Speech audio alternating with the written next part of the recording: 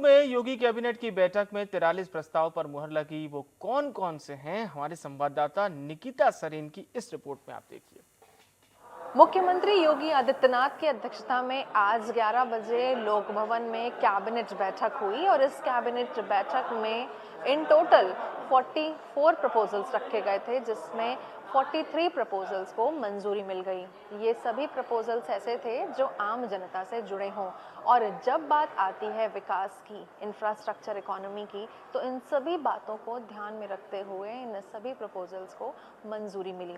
आपको बता दें कि सबसे बेहद प्रपोजल जिस तरीके से बढ़ती गर्मी को देखते हुए पेड़ कम हो रहे थे और लू लगने से आम जनता की मृत्यु हो रही थी, ऐसे में आज एक प्रपोजल पारित हुआ है जहां पर अब 35 करोड़ फ्री पौधों का वितरण होगा, जिसमें किसानों को और सरकारी विभागों में ये पौधे जाएंगे।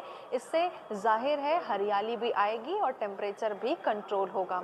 ऐसे में अब अगर बात की जाए पर्यटन विभाग की, तो पर्यटन विभाग के भी 7 प्रपोजल्स को फाइनली पारित कर दिया गया।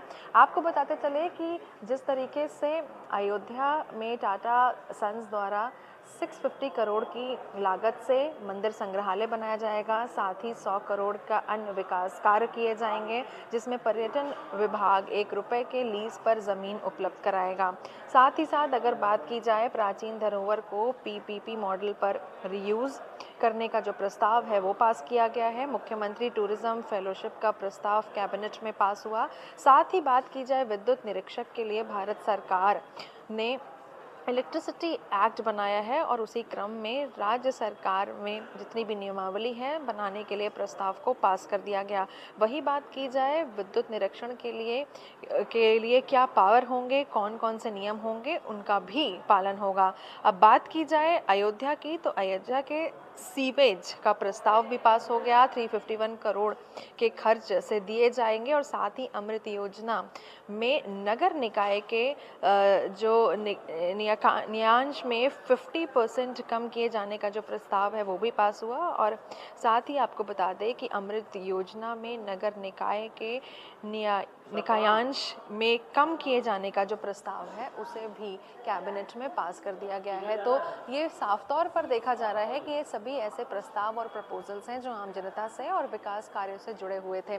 सबसे अहम जो जिस तरीके से हम लगातार प्रस्तावों की डिस्कशन कर रहे हैं, टूरिज्म विभाग के ही 7 प्रस्ताव थे जिनको मुहर लग गई और साथ साथ जो बच्चे फेलोशिप जिनको नहीं मिल पाई थी, किसी न किसी वजह से फेलोशिप अवेल नहीं कर पाए थे, उनको भी अब फेलोशिप कैसे दिया जाए, स्कॉलरशिप कैसे दिया जाए, ये वाला जो प्रस्ताव है वो भी पारित कर दिया गया। अयोध्या में अब जिस तरीके से संग्रहालय बनेगा और साथ ही साथ कई जो रुके कार्य थे आसपास में अयोध्या की बेल्ट पे, उनको भी मंजूरी मिल गई है। तो कहीं ना कहीं कह सकते हैं बेहद महत्वपूर्ण बैठक आज ये देखी गई, जहां पर 43 प्रपोजल्स को अंतिम मोहर यानी कि मंजूरी मिल गई। और साथ ही साथ जिस तरीके से बात की जाए टूरिज्म की, विद्युत की, और विद्युत के क्षेत्र में अगर देखा जाए तो लगातार लोगों को शिकायतें होती थी कि जो कर्मचारी चेक करने आते हैं, जितने लोग वर्कर्स चेक करने आते हैं, वो अपनी अलग ही नियमावली बनाते हैं, लेकिन अब जो इंस्पेक्शन करने घर आएंगे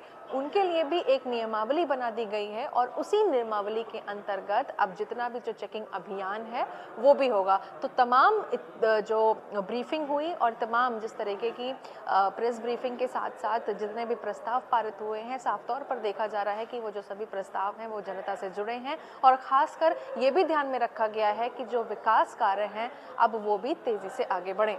लखनऊ से वीडियो जर्नलिस्ट अर्शद के साथ मैं निकिता सरीन, इंडिया न्यूज़ के लिए।